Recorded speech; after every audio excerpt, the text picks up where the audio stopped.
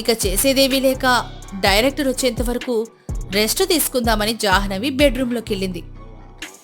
అరే, ఏం చేస్తున్నారా మీరంతా? అన్ని రెడీగా ఉన్నాయా లేదా? ఆ కెమెరామెన్ ఎక్కడ చచ్చాడు? ఇంకా రాలేదేంట్రా వాడు? తొందరగా రమ్మనోని. తనకు స్పృహ వచ్చేలోపు పని పూర్తి కావాలి. సార్, ఇప్పుడే కెమెరామెన్తో మాట్లాడాను. వాడు ఒక 5 నిమిషాల్లో వచ్చేస్తాడు. అప్పటి వరకు ఆ అమ్మాయికి స్పృహ రాదులేండి. మీరు ఏం టెన్షన్ పడకండి, మన పని కూడా సులువుగా అయిపోతుంది. ఇక్కడ జాహ్నవి స్పృహలో లేనప్పుడు గలీజ్ వీడియో తీయాలని ప్లాన్ చేస్తున్నారు. అక్కడ మీనా మేడం గారింట్లో మేనేజర్ మేనేజర్ ఆ మేడం, చెప్పండి. నేను చెప్పిన పని పూర్తయిందా? ఆ అమ్మాయి హైదరాబాద్ నుంచి వెళ్ళిపోయిందా లేదా? మీకు నేను అప్పుడే చెప్పాను కదా మేడం, ఆ అమ్మాయి గురించి మీరు మర్చిపోండని. ఇప్పుడు ఆ అమ్మాయిని వెళ్ళగొట్టే ప్లానింగ్లోనే ఉన్నాను.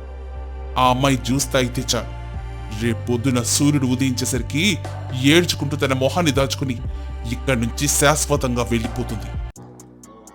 సార్, కెమెరామెన్ వచ్చేశాడు. ఏమైంది గురు, ఈరోజు టెన్షన్గా కనిపిస్తున్నావు? షూటింగ్ స్టార్ట్ చేద్దామా లేదా ఇంకేమైనా లేట్ ఉందా? ఏంటి ఎంత లేట్ చేసావు?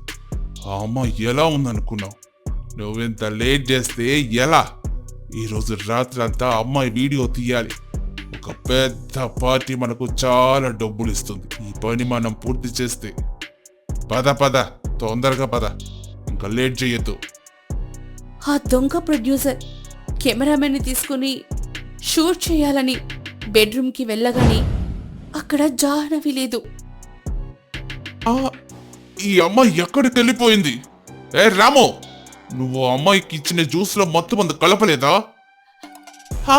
సార్, నేను మత్తు మందు కలిపాను. షిట్, ఈ అమ్మాయి ఎంత తెలివిగా ఇక్కడి నుంచి పారిపోయింది. ఈరోజు ఈ షూటింగ్ పూర్తి చేస్తే మనకు చాలా డబ్బు వచ్చేది. ఇప్పుడు మళ్ళీ వేరే అమ్మాయిని ఎవరైనా చూసుకోవాలి. వాళ్ళు అనుకున్నట్లుగా షూట్ చేసుంటే జాహ్నవి పరిస్థితి చాలా దారుణంగా ఉండేది. కానీ జాహ్నవి కొంచెం తెలివిని ఉపయోగించి తెలియని వారిని నమ్మకుండా ఆ జ్యూస్ తాగలేదు. అక్కడే పడేసి తన ప్రమాదం నుంచి తప్పించుకోగలిగింది. Oh my God, oh God, ఈరోజు నా పరిస్థితి ఏమయ్యేదో. ఇప్పటి నుండి నేను ఎవరిని నమ్మలేను. ఒకరిని మించిన ఒక మోసగాలున్నారు ఇక్కడ. ఇక స్టూడియోలో పరిచయమైన ఆ అమ్మాయి తనకన్నీ తెలిసి కూడా కావాలని నన్ను ఈ ఉచ్చులోకి దింపింది. అలా భయపడుతూ బాధపడుతూ జాహ్నవి ఆ రోజు రాత్రి ఎలాగలా గడిపింది. ఇక మరుసటి రోజు ఉదయం జాహ్నవి పేపర్లో ఒక యాడ్ చూసింది. సినిమా హాల్లో ఆడిషన్. ఇంట్రెస్టింగ్, ఒకసారి ట్రై చేసి చూద్దాం. నా దగ్గర ఉన్న కొన్ని డబ్బులు అయిపోయేలోపు ఏదో ఒక పని వెతుక్కోక తప్పదు. ఈసారి జాహ్నవి తన టాలెంట్ ప్రూవ్ చేసుకోవడానికి ఒక థియేటర్లో ఆడిషన్ ఇవ్వడానికి వెళ్ళింది. ఇక హైదరాబాదులో మొదటిసారి తనకు మంచి జరిగింది. నీ పేరు ఏమన్నావమ్మా? జాహ్నవి కదా? అవును సార్. నువ్వు సెలెక్ట్ అయ్యావు. రేపటి నుంచి ప్రాక్టీస్కి రా, okay? Thank you so much sir. ఇక ఆ రోజు నుంచి జాహ్నవి ఆ థియేటర్లో పనిచేస్తూ ఉంది. అక్కడ దగ్గరలో ఉన్న లేడీస్ హాస్టల్లో చేరింది. థియేటర్లో సంపాదించిన డబ్బులతో తన అవసరాలు తీర్చుకునేది. అలా జరుగుతూ ఉండగా మీనా ఇంట్లో ఇదంతా ఎలా జరిగింది? తను ఆ రోజే ఊరు వదిలి వెళ్ళిపోతుందని చెప్పావు, ఇప్పుడేమో అది డ్రావా కంపెనీలో చేరింది. మేడం, నేనంతా సరిగ్గానే ప్లాన్ చేశాను. ఆ అమ్మాయి కూడా జాహ్నవికి చాలా బాగా బుట్టలో వేసుకుంది. కానీ తన అదృష్టం బాగున్నట్టుంది. జాహ్నవి అక్కడి నుంచి తప్పించుకుంది మేడం. నేనదంతా ఏం వినను. ఎట్టి పరిస్థితిలోనూ అమ్మాయి హైదరాబాద్లో ఉండకూడదు. కానీ మేడం. షటప్! బురదలో పడున్న నిన్ను మేనేజర్ని చేశాను, అది మర్చిపోకు. నువ్వు ఇంత లగ్జరీగా బతుకుతున్నావంటే అదంతా నాదయ్యా. ఈసారి నువ్వు ఆ అమ్మాయిని హైదరాబాద్ నుంచి వెళ్ళగొట్టకపోతే నిన్ను మళ్ళీ అదే బురదలో పడేస్తా, గుర్తుపెట్టుకో. Hello Tarak. Hi Janu. Hello Janu, సిటీకి వెళ్ళి మమ్మల్ని మర్చిపోయావే. హరే, అలా ఏం లేదువే. మిమ్మల్ని ఎలా మర్చిపోతాను? ఇక నేను చాలా బిజీగా ఉన్నాను. కాస్త ఫ్రీ అయిన తర్వాత మీ ఇద్దరితో మాట్లాడాలనుకున్నా. అదంతా సరే గాని ఎలా ఉన్నారు? ఆ జాహ్నవి, నేనితో ఒక విషయం చెప్పాలనుకున్నా. నేను కూడా మీకు చాలా విషయాలు చెప్పాలి. నేను మీకు చెప్పానుగా అమ్మ నన్ను అంగీకరించదని. అలా జాహ్నవి తనకు జరిగిన అన్ని సంఘటనల గురించి బాధపడుతూ తారక్ ఇంకా అనుష్కలకు చెప్పింది. వాళ్ళిద్దరూ ఇదంతా విని ఆశ్చర్యపోయారు. ఇప్పుడు థియేటర్లో డ్రామా చేస్తున్నాను. ఏదో పూట గడవడానికి కావలసినంత డబ్బొస్తోంది. హరి ఫోన్ చేసినప్పటి నుంచి నేనే మాట్లాడుతున్నాను.